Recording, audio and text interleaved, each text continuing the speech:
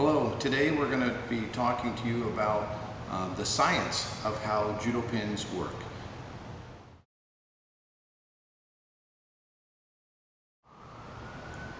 So today we're going to be talking to you about the science of judo pins, why they work, why they're so effective, based on the anatomy of our body and positioning and angles and structure, these types of things that affect how the pin works.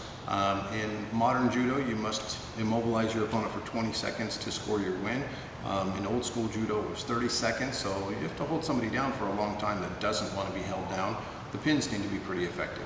So we're going to start off with, I'm going to have Brian just lay here in front of me, and we're going to show, it's just some structural things here, right? So let's scoot this way just a little bit. Perfect, okay? So from this position here, when Brian has his knees bent, right, he has the power of being able to bridge his hips up. So in Jiu-jitsu, sometimes we call that a upa, right? So if he bridges, right, that's a powerful technique that allows him to make room and escape from certain types of holds, right? So if I even put pressure on Brian, if I'm pushing on his stomach and he bridges, I've got all of my weight on him right there, okay?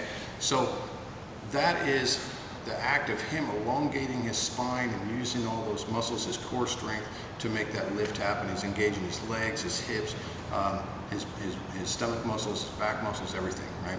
So if I were to elongate Brian's spine for him, I pull his head forward. I'm not pulling hard, I'm just connecting his chin to his chest. And now if he goes to bridge up, it's much more difficult for him to do. Okay, so that's kind of one of the powers that's involved in the judo pin. Another example is when Brian decides to move in a side-to-side motion, right? So if he's able, he can just scoot side to side like this. Is another way to make space between himself and me. If nothing is blocking him, of course he can do that easily. If I'm blocking his hip and he goes to scoot, it's still pretty easy, right?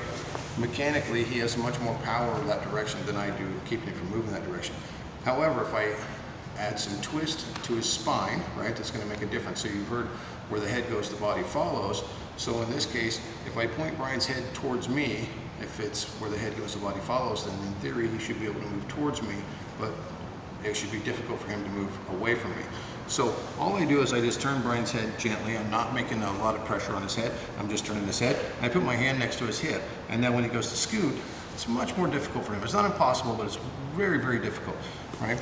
And so now we're going to demonstrate how that works for like a very common judo pin. Let's talk about Hon-kesa-gatame, right? So if I turn Brian, let me turn him here, so let's scoot this way just a little bit. So then I'm attacking with my Hon-kesa-gatame.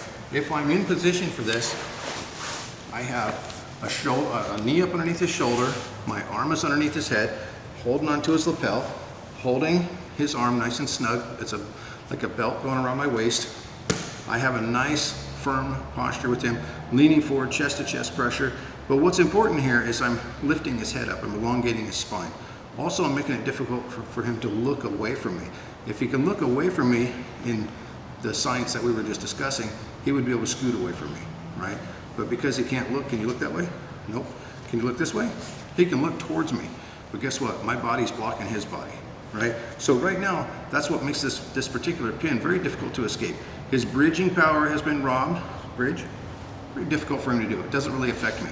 Scoot away from me, very difficult for him to scoot away because of the position I have with his head. Now if I'm loose with these things, of course that makes a difference, right? So how snug I am with this pin makes a big difference in the effectiveness as well, right?